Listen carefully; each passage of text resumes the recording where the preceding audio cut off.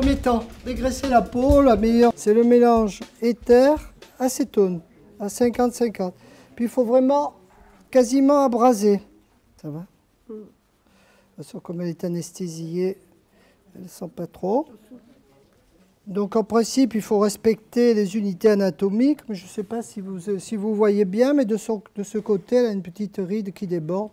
Donc je vais dépasser des deux côtés avec mon phénol.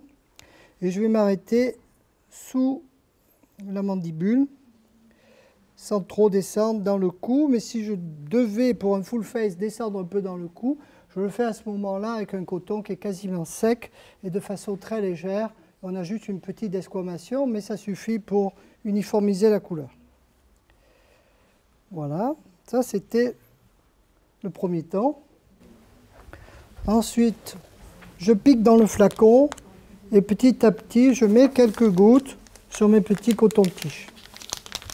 Alors selon les marques, le flacon, ça fait des petits flacons qui doivent faire 3 à 5 ml. Et voilà, et je pique dedans, tout simplement.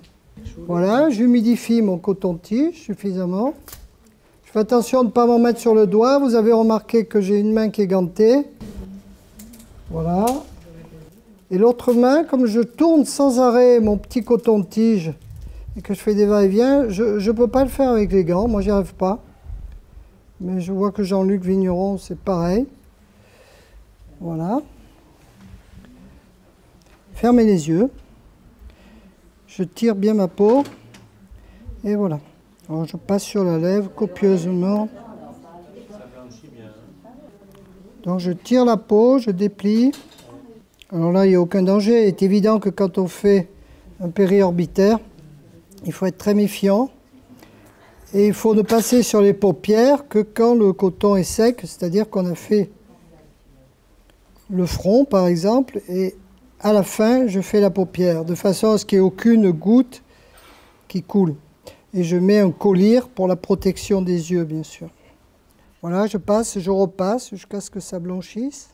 En fait, ça reste blanc pas très longtemps. Mais après, ça devient gris. Puis il y a un œdème qui s'installe rapidement et ça devient un peu rose succulent.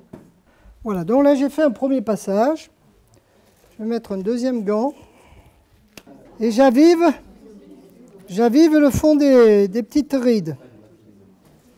Le phénol est un formidable cicatrisant. Je ne sais pas si vous l'avez utilisé, mais moi, des fois que je fais de la petite chirurgie, j'enlève un névus ou quoi que ce soit, je mets un coup de phénol dessus. Et après, vous avez des cicatrices nickel. Alors là, on est très profond, hein. Ça ne saigne pas parce qu'il y a eu le phénol, mais si vous le faites sans avoir fait le phénol avant, ça saigne énormément. Donc, vous ne pouvez pas. Et là, je redémarre mon phénol. Alors, vous avez vu que le menton me prend beaucoup plus de temps que la lèvre supérieure, qui est beaucoup plus facile à faire.